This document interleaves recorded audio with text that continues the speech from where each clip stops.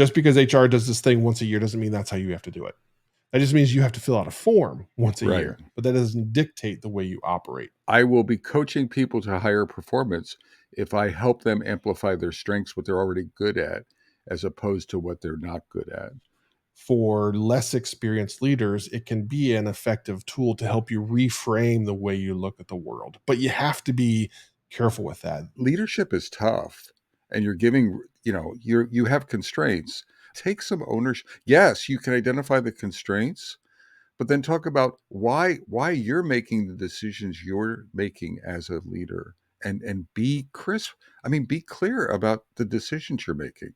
It's your responsibility to help them get better, to help them improve, help them become the whatever they want to be. Entry music. Da, da, da, da, da, da, da, da, da, da. It's the Bob and Josh show. It is August 2nd. Yes. And you know what that means within our organization. That means this is the one time a year I'm going to give you feedback. Oh. And this is the one time a year I'm going to decide whether or not you get a raise. All right. All right. So I know we haven't talked about this a lot, but like, hey, it's August 2nd and we're going to talk about that. You ready? Are you excited? I'm excited, Josh. I remember last year, I mean, you gave me beaucoup bucks last year and gave me like a 6 out of 5.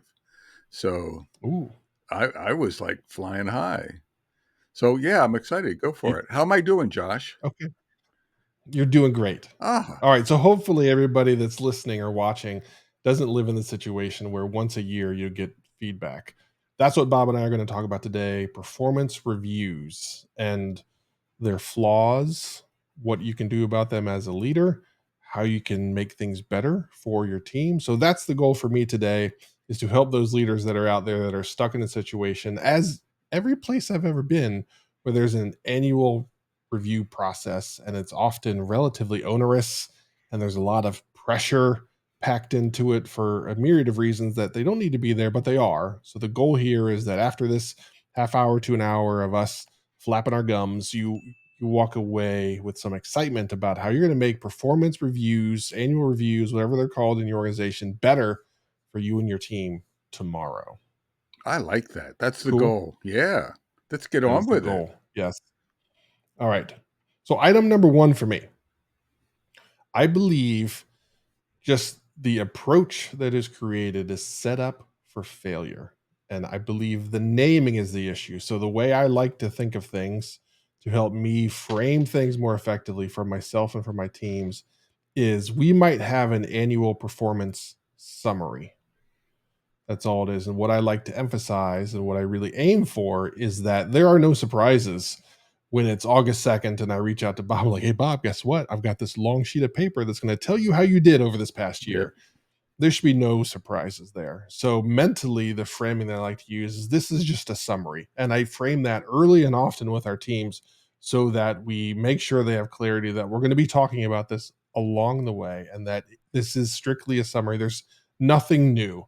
And if you're operating like that, then they are going to be more successful. So that's step number 1 for me as I think about how you can start to turn the tide and make these weeks or months or however long it takes for you to work through the process with you and your teams a little bit less stressful. So that's step number 1. Robert, I mean, do you have any additional steps? I mean, I agree. First, I want to agree, continuous feedback. So annual feedback, quarterly feedback, continuous feedback, periodic feedback. I think as a leader, the more frequent you can lean into it, the better you are. So that I'm agreeing with you. Even if you haven't annualized, it's almost, I think, independent of what HR is making you do. So if they do quarterly, don't succumb to HR, right? I mean, you have to support HR, but you don't have to become a robot to it. So if there's an annual review process, then you probably need to make it much more frequent than that. If there's a quarterly review process, you need to make it much more frequent than that. I would say face-to-face feedback, and having sit-downs, virtual sit-downs, but face-to-face if you can. And you should try to be face-to-face. So if there's trips, if someone is remote, but they make a trip periodically, you should take time to sit down with them and give them face-to-face feedback. So I would agree with that. I would say another part of it, Josh, is and I haven't listed my five, so we're sort of, I don't know if I have five, but we're sort of winging it.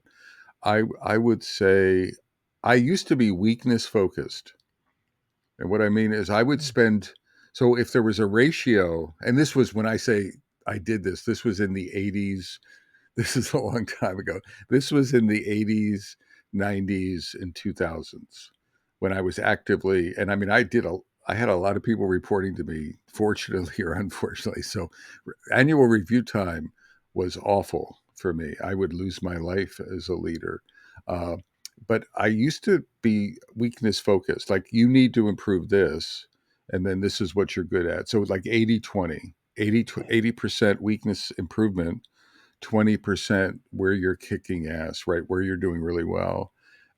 Somewhere along the line, not pretty long ago, I flipped it. Appreciative inquiry influenced me. So reading about appreciative inquiry turned me around, and I said, you know what? I'm going to get more juice out of the lemon. I just wanted to say that, Josh. I, I'm going to get more. I'm going to get it more. So I will be coaching people to higher performance if I help them amplify their strengths, what they're already good at, as opposed to what they're not good at. And so I changed that ratio around. And what I noticed is it had that effect where it fundamentally shifted things. That's another thing I would suggest is focus on strength. It's getting more popular now, more strengths based assessments, and not worrying so Yeah. much about weaknesses. Before we move on to the next thing, I do want to talk about the HR infrastructure that you have. Everywhere I've been, there's been a process. Often it's like many places, like we may be responsible for doing with Jira or Confluence or whatever tools that you might use to manage your work. It's overtooled. I have never been anywhere where the process for HR, for recording, processing, reviewing all of these was simple and straightforward. It's always feels heavier than it needs to be. So, recommendation, if you can, hopefully HR is providing you with this annual form that you're going to have to fill out. Hopefully they provide you with a framework that fits into that, because I've been in paths where I am looking and measuring and coaching and growing my team in a certain way, and then this form comes out like a month before I have to fill everything out for my entire team, and it's like orthogonal to like all of the things I'm trying to do. So I have to go through and work out, I'm going to take all of the coaching and support that I've given to my team and package it into this summary that looks completely different. So, if they don't have that, this is your opportunity to steer the ship a little bit and say, oh, okay, cool. Well, here's how I'm doing it. Here's how I'm measuring it. And you can hopefully guide that ship a little bit and start to steer folks in the right direction and have the form be more suited towards the type of coaching that you're doing. So, get out in front of it. Don't wait until it's like a month to go and you don't have the form. Start asking now and figure that out. Hopefully HR has everything lined up and it's clear and it's easy and it already fits with everything that you're doing. Sometimes it gets tweaked. I've had issues where it's like, hey, we have this new thing we're doing this year. It's like, well, okay, cool. So now you have to work through that. But I do want to highlight what Bob said. There's a protocol that you have to follow for HR. That doesn't mean that it dictates the way you operate under the covers. So yes, there's an annual process, there's forms you have to fill out, there's all that stuff, but that doesn't mean you can't do your coaching the way that you think is most effective for you and your teams throughout the entire year. If it's monthly, if it's every 2 weeks, if it's quarterly, whatever works, whatever cadence you find works best for your team, do that. The first half of my career as a leader, I didn't do it. And I just kind of blindly followed what HR said I was doing, and that set me up to fail because like Bob, I had dozens and dozens of people and it was always just scramble to figure everything out. And so I kind of got to a spot where like I have to do better. So the only way I could find for myself to do better was to do it my own way Yeah. and find a way to work with the protocol. So right now, if you're not developing your own path, your own cadence of how you're improving performance within your team, you have to build and shape that yourself. Bob and I say it, do it early and do it often, and be upfront and honest, and in person is best, without a doubt. But just because HR does this thing once a year doesn't mean that's how you have to do it. That just means you have to fill out a form once a Right. year, but that doesn't dictate the way you operate. So make sure you don't fall into that trap, which I did for the first decade or so. Well, I mean, you control the words. What I learned along the way, like there are these forums with headings, fill this in. What is Bob's number one weakness? What is Bob's number two weakness? What is Bob's number three? Where does he suck the most? I mean, you can reframe that. All right. You can fill out the form. The words that you apply, you can reframe, like how you write things, the stories you tell as a leader, like the examples you use to amplify what someone's behavior, excellent behavior was. You can control the narrative is the simplest way to, and you should control the narrative as a leader. Don't let the form control the narrative. You control the narrative. One of the things that is challenging as a leader, uh, I've never been anywhere where this isn't true. So maybe you have a different experience, Bob, and hopefully you can lend something here. But everywhere I've been as a leader with a team, I am provided with a certain dollar amount that I can use, and it's usually, if I have 10 people, we'll make it easy. I have 10 people, it's $1 million in total salary that I'm paying out, and I am told you get 3% of all those salaries and do with it as you may. So that means I get what is that, $30,000 that I have to spread across those 10 people, and it's a zero sum game. So if you want to give somebody 6,000, that means you have to subtract 3,000 across the board from other people, and that's a challenging situation to handle. And the only way I've ever had success with doing that is I talk about that up front. Not a lot of places explain the way um, merit increases or whatever label gets put on that, the way that works. But I don't like that. I don't like surprises. So I try and find out as early as I can, how's this going to work? Then I explain that to my team. I think it's only fair that they understand, hey, these are the mechanisms, these are the levers that we have. And so here's what that means. Here's how I'm thinking about doing that. We're going to have to, and this sucks, but whether you want to or not, if you want to give more money to some people, then you have to go through this like stacked ranking thing where you say, I have like 1 through 10, and this is the order, and decide. I've been places where I've said, you know what? We win as a team and we lose as a team. Everybody gets the same amount, period, because that's how I wanted to run things. But I talked about that up front with people, and I made sure that they had that clarity. I've done it a couple different ways, and I've even been places. I've been places with Bob where there's a forced stack rank, and the bottom 10% has to be let go. And so that was just a common thing that we had to do. Now, in that place, I said, okay, cool. If I'm going to do that, great. But in like 2 or 3 years, we're going to be saying we're going to let go of rock stars, because if this is the way we're working, cool, then that means I'm going to hire just badass people, and it's going to be awesome. So I'm going to get to a point where we would be foolish to do this. Everybody kind of scoffed at me, but a couple years later, it's like, okay, well, we should not let those people go. So exactly, like if leaders are really buying into that, then that's what happens. Now, in theory, you should be doing that regardless. But that was one of those things that kind of shaped how I hired, that really forced me into like, I'm going to set the bar really high, and we're going to but just hire freaking rock stars. So that way I never get put in this spot where like, we need to let those people go because they aren't good enough. Where like the concept of firing somebody off of my team is ridiculous because it's all rock stars. So I didn't like that, but that shaped how I started to hire. So again, those are things where the way HR rolls doesn't dictate the way you have to do things.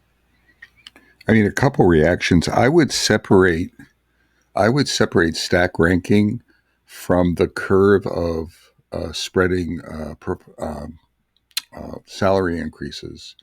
So, stack ranking, a lot of companies force you to do a stack ranking for trimming and things. Stack ranking is, if you have 10 people, you're going to numerically order them. Who's the top and who's the middle and who's the bottom. Uh, I, I think in that case, what I try to do is rank what I think the performance is.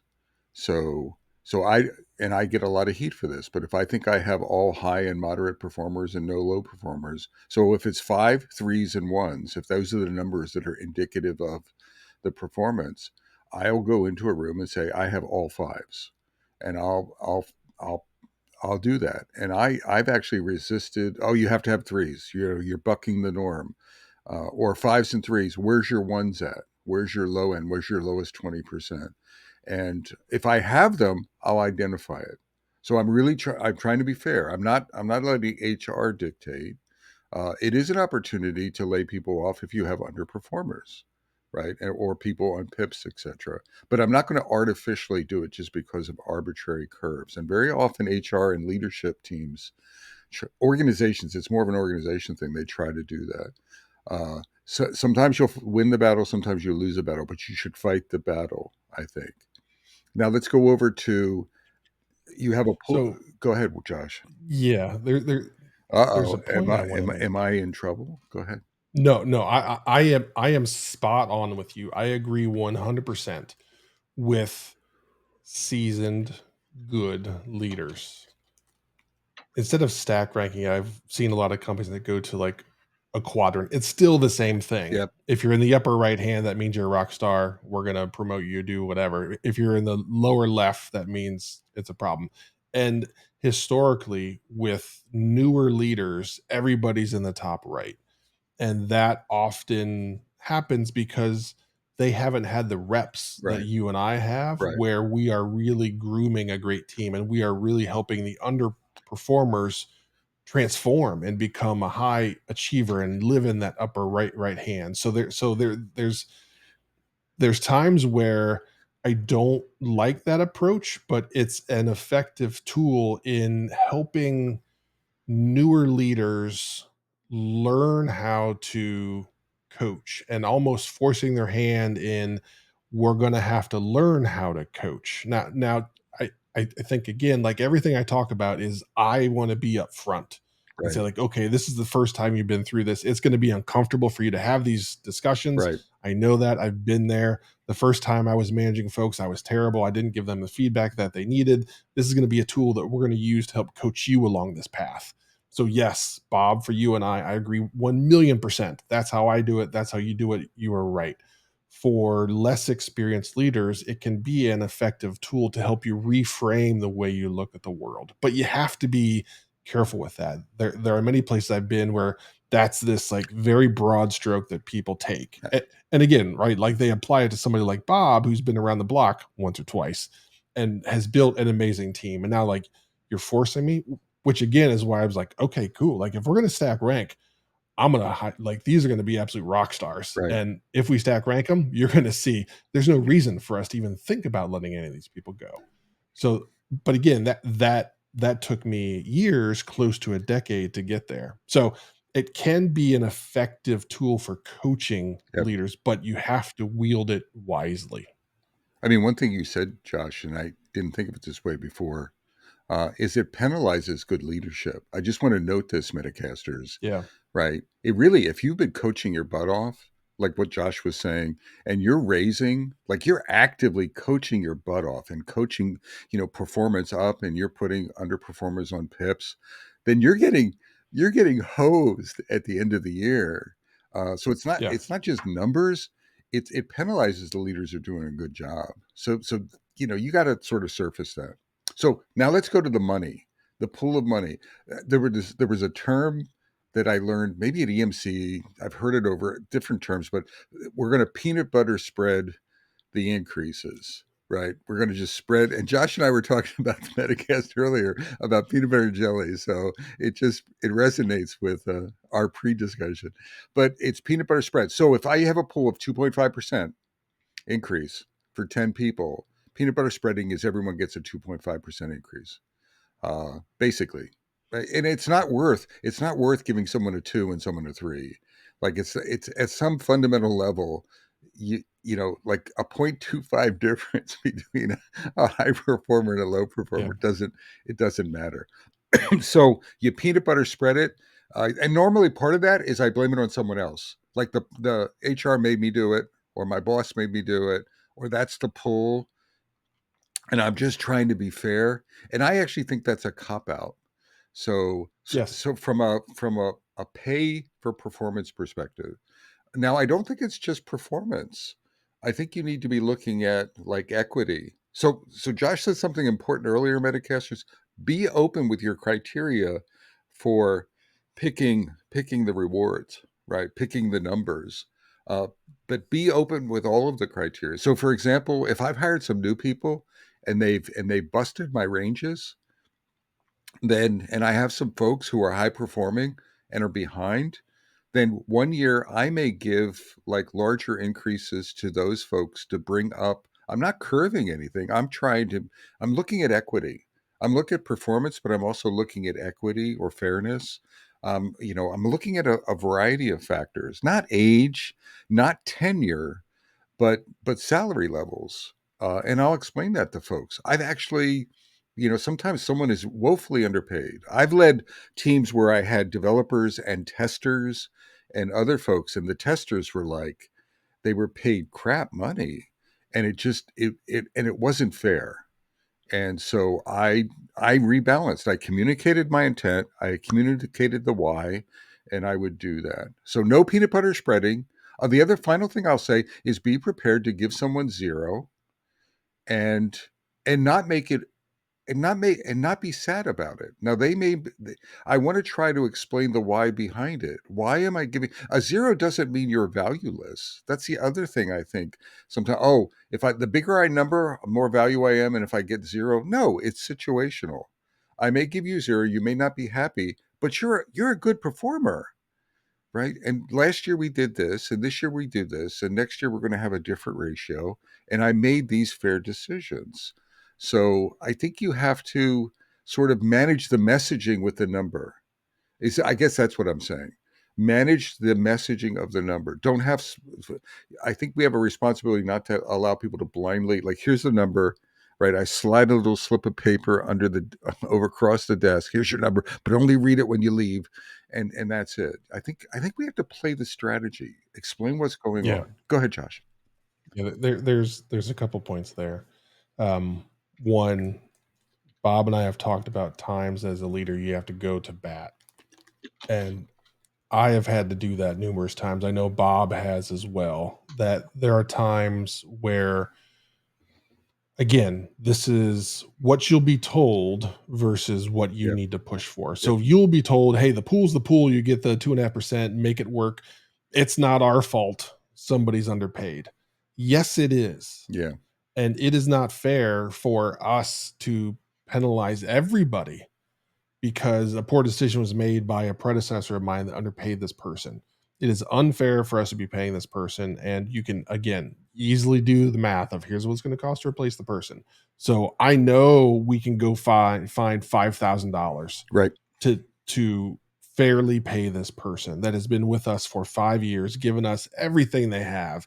Those are times when you need to go to bat. You won't always win. And like Bob's point, you have to be prepared to have the talk, but you need to go to bat and try and make that happen A- and be relentless. Absolutely. Second, I really liked what Bob talked about. Too many places where I've been, the last thing that is discussed is the overall rating, overall grade, and the dollar amount. That's wrong. I talk about that first. That is the first thing. That's what people care about. There's nothing worse than sitting through an hour of somebody talking through a review and then like, oh, hey, so this is what it amounts to, and you get a 0.135% raise, which nets to $22 per paycheck, and you get paid monthly or whatever. So like, any questions? Oh, sorry, got to go to the next guy. No, do that first because that's the thing that people hang their hat on. Yeah. Then use the remaining hour to have the discussion to explain why and have all the information Yep. backing up. This is what drove me to this decision. And oh, by the way, if you're doing your job and doing your job well, there's no surprise. Everything you talk about is like, hey, remember we had that tough Q3 where just things were struggling. It's okay. You got better, but I can't give you the reward I gave everybody else that was crushing it for the full 12 months or whatever it was, like it's just not fair at that point. But have that discussion after you've talked about the number, after you've talked about the raise, whatever it is. Get the difficult thing out front, put it on the table, and then have that discussion. Don't be the lazy cop out version that, reviews this form that's 75 pages long for 59 minutes and 30 seconds and is like, oh, by the way, here's the number. And then everybody's out. Like that's lazy and a cop out and poor leadership. And you're likely going to lose people if you do that. So if you want to build a great team, don't do that. Don't pass the buck. And as you were talking, Josh, I was thinking pass, and I see a lot of leaders do this. So I'm following the form. That's why you have a crappy, right? It's an annual review. That's why I'm only talking to you annually. It's a crappy form. That's why I'm berating your weaknesses. Stack ranking. I'm forced to stack rank you. That's why you're number 7 or whatever. I'm blaming someone else. I'm blaming the system. I'm blaming the gods. Everyone, I mean, leadership is tough and you're giving, you have constraints, but I don't think it's fair to blame the constraints. I think you have to manage the constraints. If there's a pool of money, you have to effectively it becomes yours, right? You can fight the battle, do all of that stuff, but don't look upstream and say it's their fault. No, take some ownership. Yes, you can identify the constraints, but then talk about why you're making the decisions you're making as a leader, and be crisp. I mean, be clear about the decisions you're making. I made this, not the man or the woman. I'm making this decision. Yeah, I wish the pool was three times as much, but this is why I'm doing it. This is where you're good. This is what we're going to do this year, etc. This is the why behind it. I always weave in equity, and I think Josh, you and I over the years maybe we've fought. I think we've maybe argued about this. I'm not saying equity is the number one thing, but in my group, I'm looking at team member equity relative to the same performance levels. That's something that Yeah. I'm probably maybe I care more about that sometimes. Still, raw performance still rocks, but I am looking at am I balancing it? How am I balancing things across the group? Yeah. I try and attack equity in the hiring process. Yeah, I think So that's the difference. I Yeah, I I have not hired somebody because I knew it would be inequitable for me to hire them and pay them at this rate when I have a dozen people that have been crushing it that I think are the same. yeah, Now, what I will do is if I recognize that and it is a consistent theme, then I say, "Oh gosh, so we're probably underpaying across the board." And at that point, it's time to have the discussion of, hey, we're going to lose people because I've just had to turn away like 6 rock stars in a row because they want $50,000 more than what we're paying yep, our rock stars, yep, and that's apparently the norm now. So this is going to come into the minds of our team, and they're going to recognize I can go get 50K more or whatever the number is. yep, I can go get more relatively easily within the market, find another good job, and that's life changing. So we need to do that. We need to play some catch up. So if that's a decision I'm going to make, then I have a plan in place with HR about how we're going to bring up the rest of the organization to be at that level. That's a big, long, hard lift. But again, that's one of those things where HR will tell you, oh, we only do performance increases and promotions every third Thursday of the whatever month that starts with an N, you know. All these really random rules that seem to exist, but you're going to have to fight, and so you're going to have to say no, that's not good enough, and that's not a responsible thing for us as a company to do. And that's really where I start to hit folks with is like, okay, cool, yes, there's these rules, we put them in place, I understand why they're there, right, but let's just think about what the responsible thing for us to do as a leadership team is for the business. right. And it's telling us we should do this. Yes, it breaks the norm. I'm not suggesting this is the new norm, I'm saying we need to make a thoughtful exception to the situation because the world's changed. And we can either continue down our merry path and doing the same thing we always have and just like lose people, or we can be good stewards of the company and the business and lead us in a different direction and make those changes and make the decisions. And that's what leadership really is, as opposed to like Bob and I talked about, where it's like, oh, well, we do this once a year and we're just going to do our thing. And sorry, that's the way things go. And, if you want it different, you probably have to go somewhere else. No, be that somewhere else. Yep, exactly. Bucking the system, I think there's less room to buck the system with money, right? So, like, you can't, if you're given a pool of 3%, you can't double it in the spreadsheet. I mean, you can, but you're insubordinate, right? You can't. So, the money is the money. You can negotiate it, and you can do some hiring things. But but what I think you can hold the line is on those forced rankings. I've held the line on forced rank. No one can actually fudge. There's a hidden secret that people try to put pressure on you to change it. They won't change it behind your back because there's legal issues with that, right? It's not clear. So you can hold the line. I've held the line with all fours and fives or whatever, and I all this pressure. I mean, just pressure. My boss is giving me pressure, but at the end of the day, I'm like, I'm going to hold the line. I heard everyone. I have the criteria. I'm comfortable with that. So I think you can hold the line more there if you feel, and nothing's going to happen. I mean, you're going to get a lot of heat or pressure, but you can hold the line. I wanted to shift gears, Josh, and talk about one-on-ones a bit. So let's go Mhm. from annual reviews, periodic reviews, whatever. I actually think, and you said it earlier, like continuous. I capture that with active one-on-ones to me, and I Mhm. may be old fashioned, but I still think they're relevant. That a leader should be having weekly or periodic one on ones with their direct reports, and that's a place to give feedback. That's a formal place, not formal, but it's a regular tempo to do that. And the one on one isn't for you to tell the person what to do. It's like 30% you talking and 70% them talking. You getting to know them, you getting to know their goals, you may be giving them mission and vision, giving them some constructive coaching, but then seeing how it's going, how's your relationship, etc. So that's a performance venue, that's a vision venue, that's a coaching venue, that's a establishing a relationship, getting to know one other venue. I don't know if folks still do that. I was pretty religious with them, and it wasn't by rote. It wasn't, oh, it's just a meeting where I have a one-on-one. I wanted it to be something we both look forward to. Very sometimes I didn't even talk about projects. Like I didn't talk about dates or projects. I talked about other stuff. What was the latest tool you used, or what was the design approach? I really was trying to sort of figure out creativity, etc. But I think one-on-ones are the place for that. The other thing is I want to hear them. Like, give me feedback.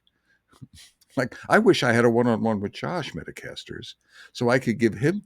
I mean, God, open up We can do that. open up the floodgates of positive feedback for Mr. Anderson. So, but it's that wonderful place of tell me how I'm doing. What could I do better? Like turn it. It's not one way. So that feedback is a 360. It's that radical candor. Josh, any reactions to that one? Yeah, there's a couple points there. One, I've seen one-on-one meetings. They generally fall into two buckets, neither of them good. One is they're underused. They happen hardly ever, or they always get canceled. It just kind of sends this message of like, hey, you don't really matter.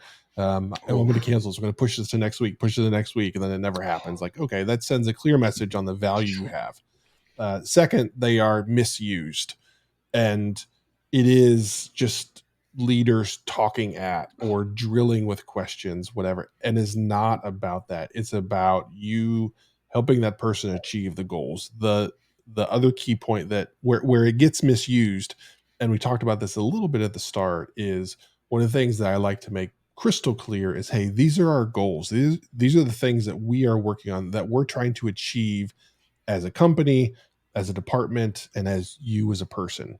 And let's talk about how we are striving towards achieving those? Have we already knocked it out? So cool, like that, great. That one, we don't have to worry about that Yep. one nailed. Or okay, we're getting close. What do you think we can do? How are you feeling? Anything I can do to support you along the way? Anything like that. So just having that again, like there's nothing worse, and this has happened to me, and it's happened to me on both sides of the table, where the annual review comes up and it's a form, and there's these like goals and missions and objectives that you're seeing for the first time, and you think to yourself, wow, it would have been beneficial if I knew I was going to get measured on that 12 months ago when this year started. Don't be that leader. Get those goals, objectives, whatever label you want to use for them, get them out front, make them crystal clear, and talk about them every one on one, because that's what we're trying to achieve. Those are our missions. That's everything we're trying to make happen. So make it about that. Absolutely. I said radical candor. Apply. There's a book, Radical Candor, an approach. Do some research in that. The feedback, and it's receiving radical candor and it's giving radical candor. So do some study in that. Related to that is, I would say, there's no sandwiches. No, sometimes people call them shit sandwiches. So there's good news, bad news, good news.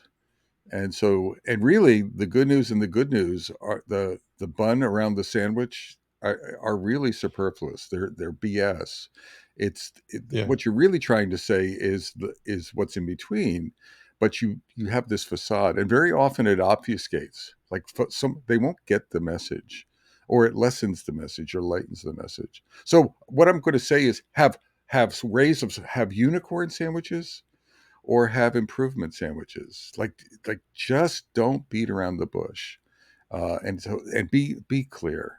And I don't know. Do you still see that, Josh? Nowadays, do people still do that? Yeah. It's again, giving great feedback is hard, and it's a learned skill. That's why you've heard Bob in 25% of the episodes mention radical candor.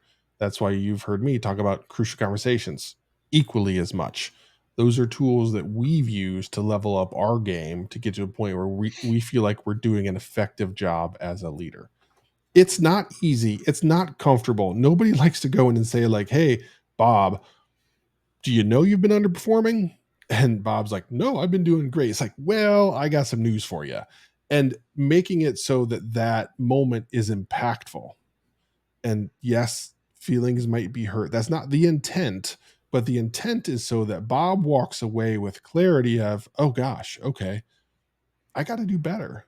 And you, as the leader, help them discover and achieve that. It's not you standing over them like, you got to do better and come back when you've improved. No, it's your responsibility to help them get better, to help them Uh, improve, help them become the whatever they want to be. That's not easy. So use the tools that Bob and I have shared and practice and get better. And you know what? If you're only doing it once a year, you're not going to get really good at it. yep. So if you do it weekly, like Bob said, you're going to get pretty darn good at it. So use those opportunities to improve. And along the way, just like Bob said numerous times, ask for feedback on how you're doing. Yeah. Talk to Oh, your customers, understand how you're absolutely. doing. I know you do a good job of that as well, Josh. I have one final thing, and I want to handle Ooh, it in a okay. in a weird way. So Ah, I okay. I I'm want excited, I I think. want us both to vote.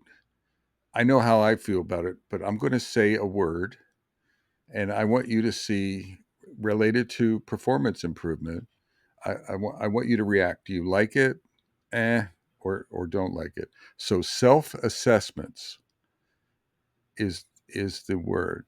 Having someone do a self assessment. I'm going to even add to it, before you write their, or before you finish their assessment, they self assess. So I'm going to go, get your thumb up there, Josh. I'm here.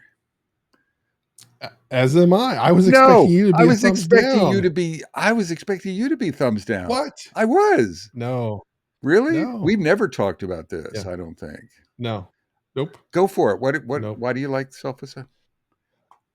Out of the gate as a leader, when I was, or even on the other side of the table, when I was like, oh, so basically I'm doing your job, I'm filling out the review form, like what, like you can't do, like really, like this is the one time a year that you're supposed to give feedback, and now you're telling me I got to do it for myself. Like, get off your ass and do your job.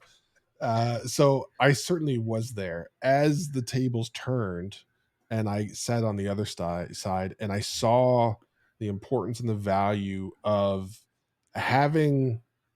And again, this is where openness and explaining why you're doing this, where I fell into that trap, was it wasn't explained, of really explaining, hey, this is where I want you to take an inventory of the things that you've done and the things that you've done well. And I try and build it up as like, hey, this is two things. One, it's a celebration. Two, it helps us create the roadmap for where we're going next. And so it is helpful. And I'm a big believer in people being empowered and owning that. So that's why I like this, because it helps them understand that they have their hands directly on the reins. Yes, I'm there to guide and help, but they're the ones driving the boat, driving the ship, whatever you want. And so I find great value in that. Now you have to work through as a leader getting over that. Come on, get off your ass, Josh, and do your job. Like, just write the review. Like, pay attention. And it's not that. But again, you have to get out front of it and explain. So I evolved to where I like them. At first I didn't like them, and then as I was first time as a leader, I felt like I was cheating, and then I just kind of evolved as I learned more. The other part of it, and I was laughing, Josh, because it's the same thing. It's like, why I'm doing your job for you. Now, Metacasters, trick number 39: don't cut and paste the self-assessments into your review in any way, or use the words.